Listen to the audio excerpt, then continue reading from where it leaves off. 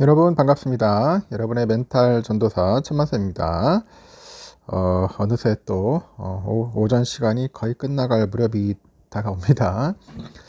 비도 오고 날이 좀 꾸질꾸질해요.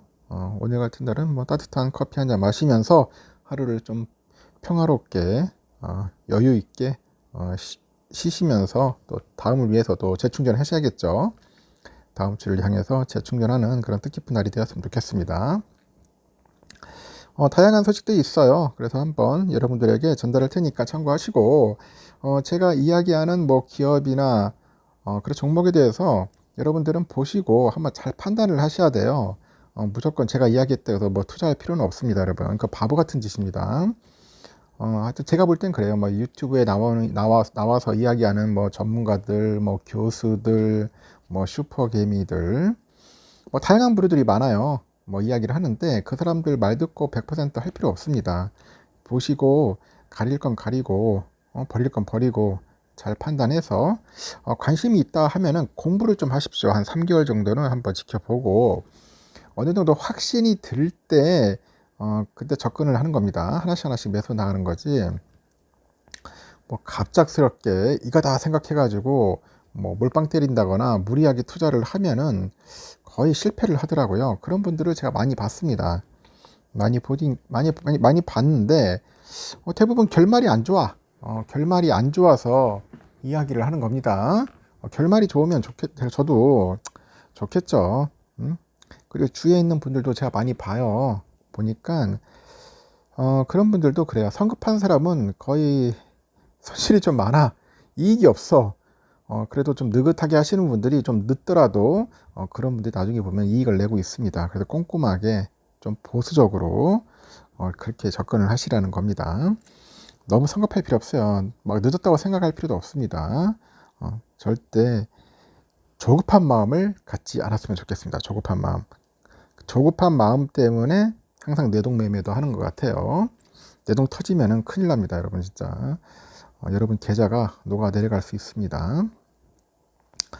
하여튼 재미있는 이야기가 있네요.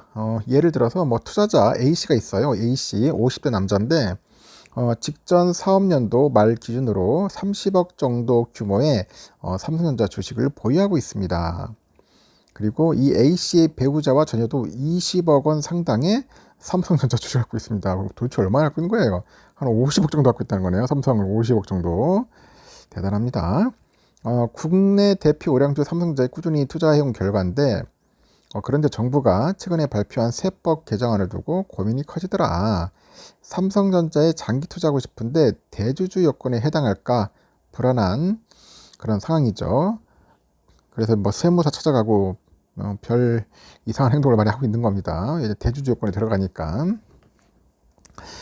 또 제약주에 투자한 B씨가 있어요. 이 사람은 60대 남자래요. 해당 종목이 비상장사일 때부터 오랜 기간 보유해 왔고 B씨는 이 회사의 성장 가능성이 크다고 판단해서 계속 보유하고 싶다.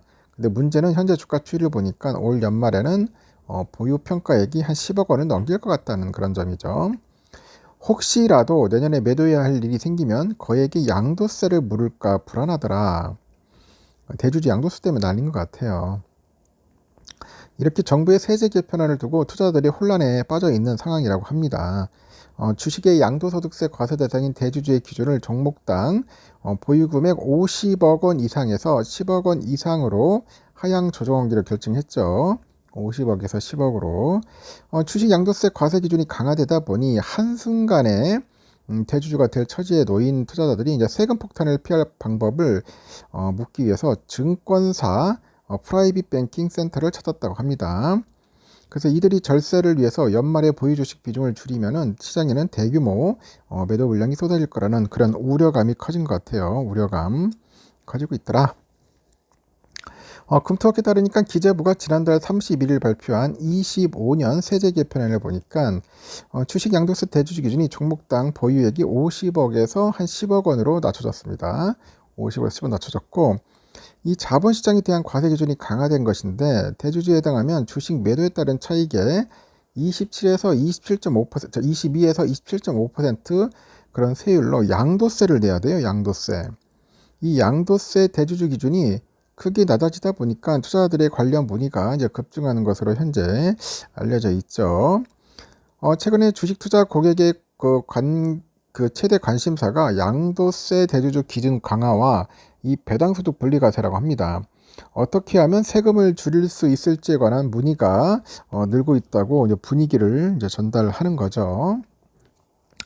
그래서 투자자들이 가장 크게 걱정하는 것은 주식 양도세 대주주 기준에 해당하는지 여부인데, 현행 대주주 기준은 종목당 보유액 50억 원 이상입니다. 기존에는 사례에 아까 A씨처럼 연말까지 30억 원을 보유했다면 대주주에 해당하지 않고 양도세는 낼 필요 없다. 하지만 양도세 대주주 기준이 10억 원으로 변경된 후에 이제 매매 차익으로 5억 원이 발생했다. 그러면 공제액 250만 원 제하고 1억 2,031만 원에 달하는 양도세를 물어야 돼요. 1억 2천만 원 약. 와, 많이 내죠.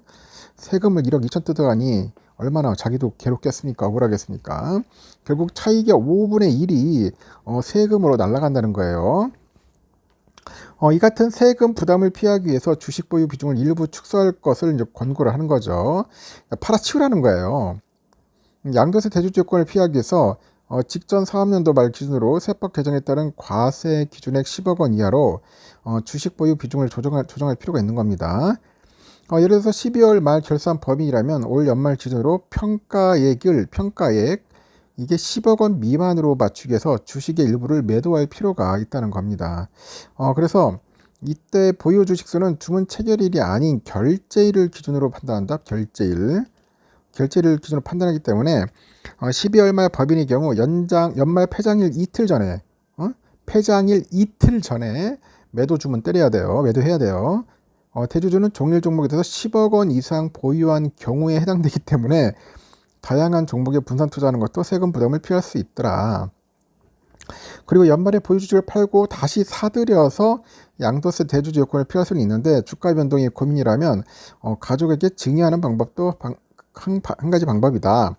그리고 주식 양도세 대주주 기준인 인별로 10억 원 이상이기 때문에 배우자나 자녀에게 이를 증여해서 기준액 이하로 낮출 필요가 있다는 그런 이야기겠죠. 10년 이내 증여한 적이 없다면 배우자는 6억 정도, 성인 자녀는 5천만 원까지 공제가 됩니다. 증여세가 없다고 하는 거죠. 이렇게 정부가 발표한 배당소득 분리과세안에 대해서 투자자들의 관심도 높아요.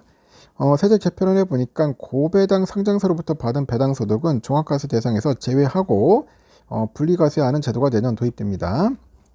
여기서 말하는 고배당 상장사는 전년 대비 현금 배당이 줄지 않은 가운데 배당 성향 40% 이상 또는 배당 성향 25% 이상이면서 직전 3년 평균보다도 5% 이상 배당이 증가한 기업. 참 복잡하게 해놨습니다. 그래서 배당소득이 돼서 2천만 원 이하는 14%, 2천만 원 초과해서 3억 원 이하는 20%, 3억 원 초과 35% 세율로 종합과세에서 분리과세합니다. 현재는 배당소득 2천만 원을 초과할 경우 금융소득 종합과세에 해당해서 최고 49.5%의 세율을 적용받죠.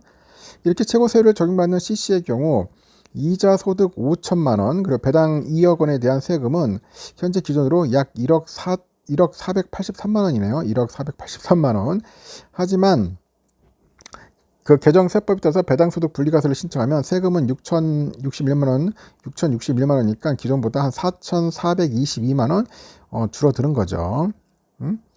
이렇게 CC가 금융소득 외에 다른 소득이 없다고 가정하면 종합과세하거나 고배당 분리과세를 신청하거나 세금 부담은 비슷하다. 만약에 다른 소득이 없는데 배당이 8천만 원이야. 배당 8천만 원에 이자 소득이 2천만 원이라고 가정을 하는 겁니다. 1억이죠. 종합과세 시 세금 부담은 약 800만 원이야. 800만 원인데 종합과세 할 때는, 근데 분리과세를 해보니까 1,900만 원으로 오히려 더 늘어나요. 더 불리하는 거죠. 그래서 종합소득으로 과세하는 경우 2천만 원을 초과하는 금융소득은 다른 소득과 합산해서 이런 누진세율이 적용되는 겁니다.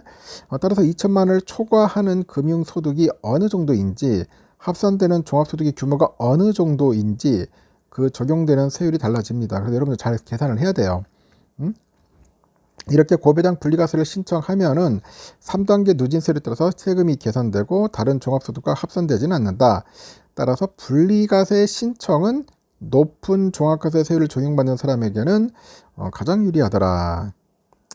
뭐 이런 이야기가 있습니다. 그래서 하여튼 세금 공부를 좀 많이 하실 것 같습니다. 그리고 빨리 그 결정을 해야죠. 이게 대주주가 10억인지 50억인지 빨리 정부에서 결정을 했으면 좋겠습니다. 일단은 여기까지 하겠습니다. 또 다음 시간에 뵙도록 해요.